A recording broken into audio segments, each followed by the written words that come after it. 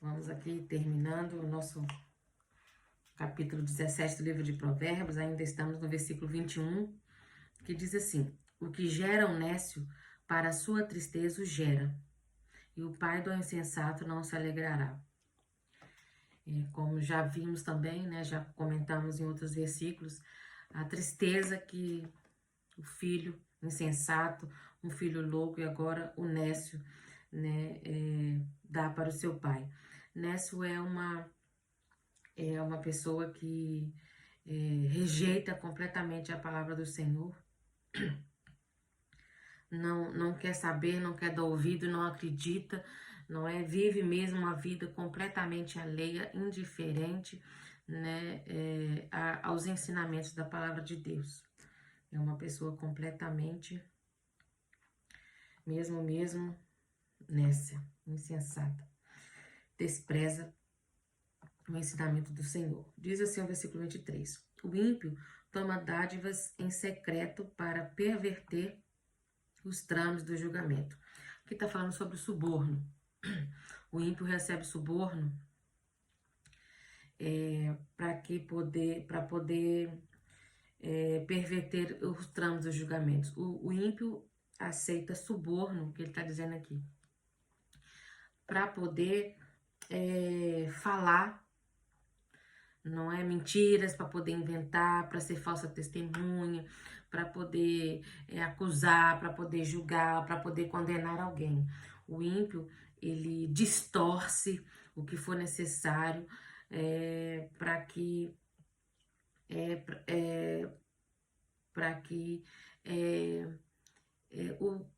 o seu objetivo, né, aquilo que ele almeja seja alcançado, independente de. Então, tenha cuidado aí com o ímpio. É por isso que o ímpio, né, aquele que pratica impiedade, vai receber, né, a paga pelas suas atitudes, né, e nunca verá o bem. 24 diz: a sabedoria é vista no rosto do homem entendido, mas os olhos do insensato vagam até o extremo da terra. O que as pessoas não entendem é que, assim, a sabedoria,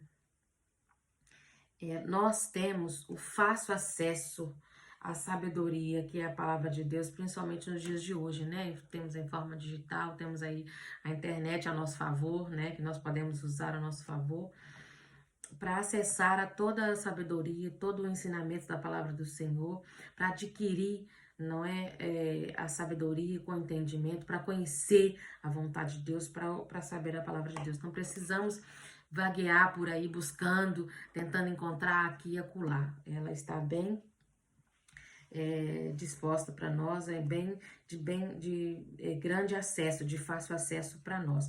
Não precisamos aí buscar, não é tão distante. Está ao nosso alcance e é a palavra de Deus, é a Bíblia Sagrada, as Sagradas Escrituras que está aí ao nosso alcance, para que nós possamos adquirir a sabedoria e o conhecimento e aí nos comportarmos com entendimento. Não precisamos aí ficar aí vagando até o extremo da terra para poder buscar. Graças a Deus por isso, né? Chegou até nós e de forma fácil, não é como antigamente que nem todos tinham acesso.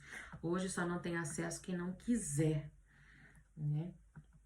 Então, está aí de mão beijada para nós a sabedoria. Depende da nossa escolha, da nossa decisão de buscar, né? De adquirir essa sabedoria, de procurar conhecer, ler, meditar, aprender, aplicar, obedecer a palavra de Deus. Ela é a fonte.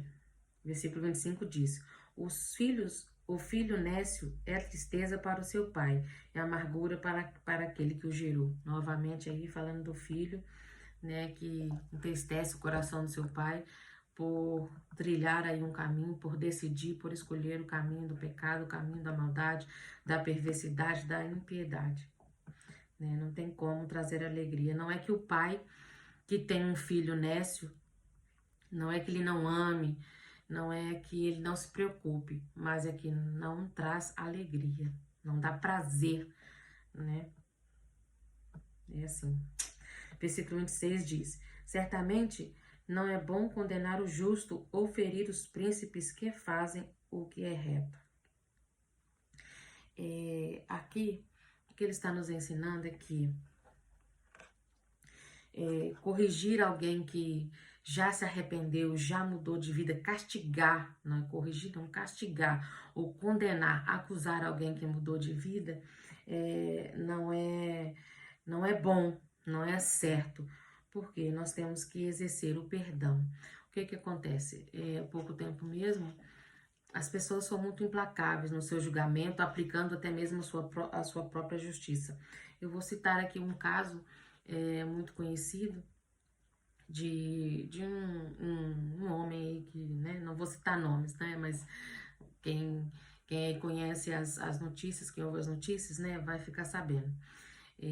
Um homem, ele até morreu agora há pouco tempo, ele sofreu de infarto, ele assassinou, né, uma jovem, ele e a esposa, uma jovem, eles eram, ele era ator, né, e ele assassinou uma atriz muito jovem, alguns anos atrás, no Brasil, e ele, né, foi preso, foi condenado e pagou a sua pena, e dentro da prisão ele se tornou um pastor.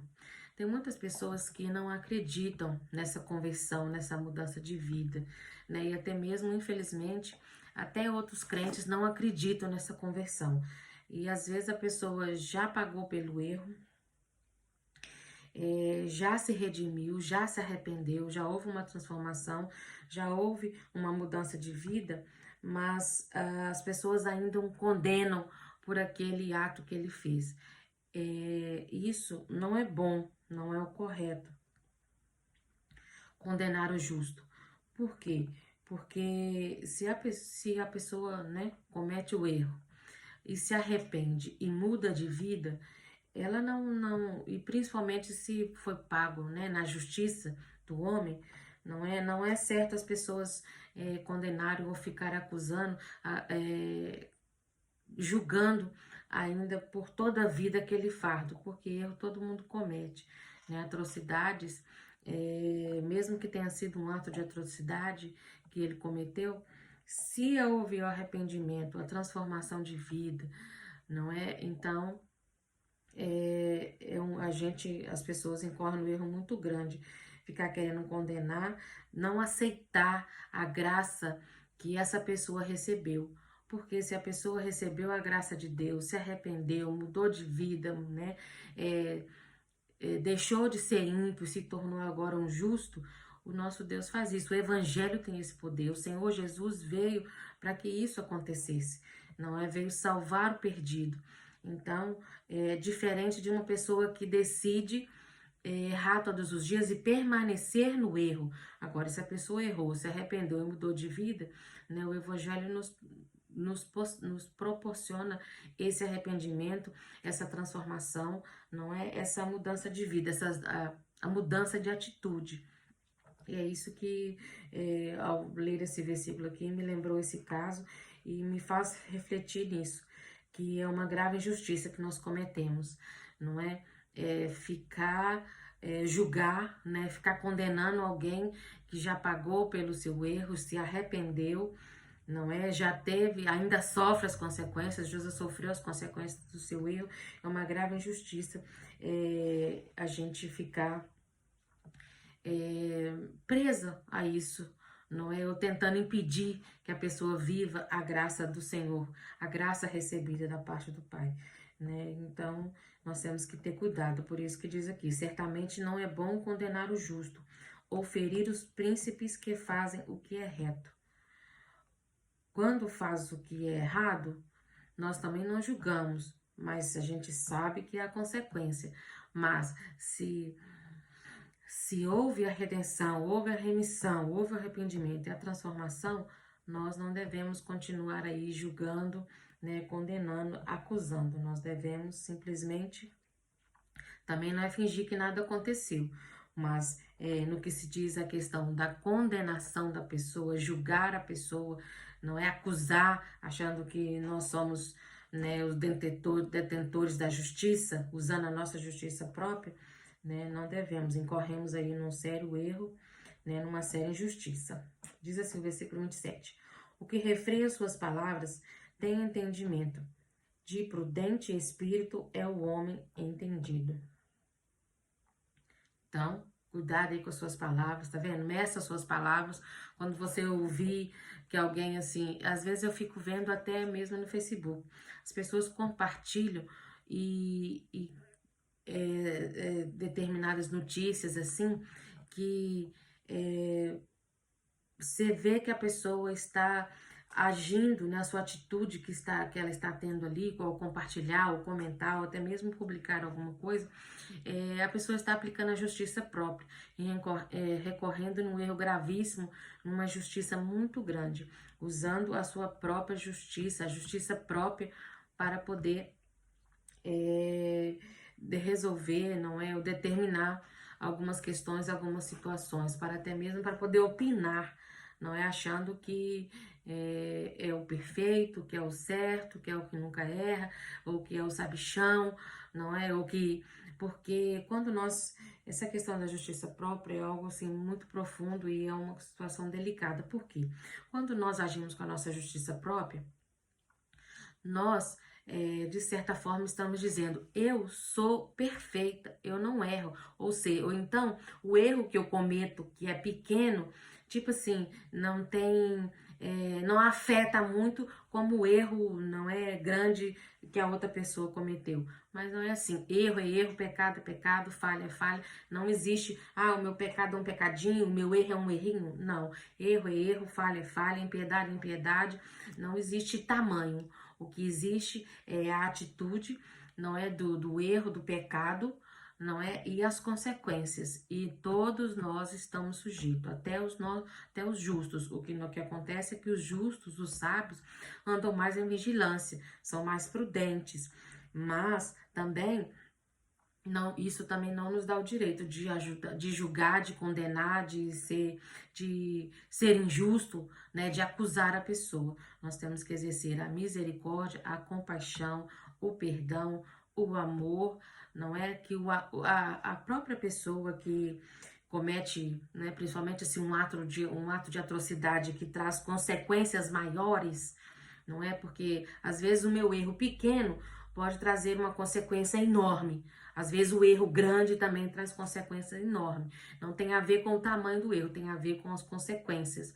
E depois com as consequências, o que é a atitude que se toma com as consequências? Se aprende a lição com as consequências, com o erro, ou se continua na prática do erro, se continua ali afundado no erro, no pecado. Então, é isso que difere. Por isso que nós não podemos aplicar a justiça própria, ou às vezes sair por aí de forma disparatadamente, condenando, acusando, desejando mal.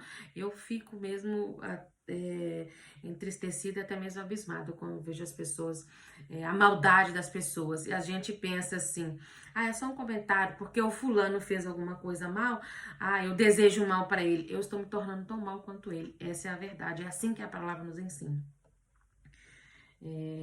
Quer você goste ou não, é o que a palavra ensina. Que se eu desejo mal para aquele que fez mal, eu estou me tornando tão mal quanto ele. É fato. As pessoas não gostam de aceitar, mas essa é a verdade. Diz assim o versículo de 28, para encerrar. Até o tolo, quando se cala, é tido como entendido. Tá vendo?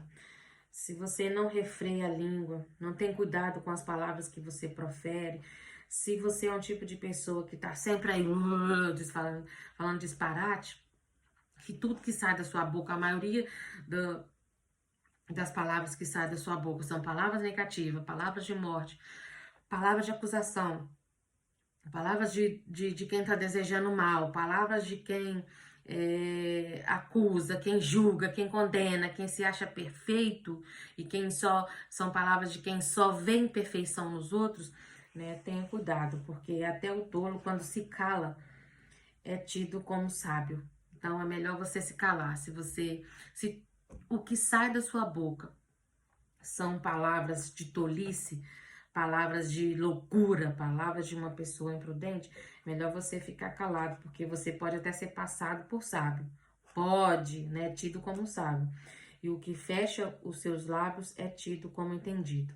Então, tenha cuidado aí, aprenda a refrear a sua língua, não pratique a justiça própria, não seja um acusador, um justiceiro, porque nós não somos chamados para sermos justiceiro, jamais. Da mesma forma que nós somos justificados pelo Senhor, né, nós precisamos orar.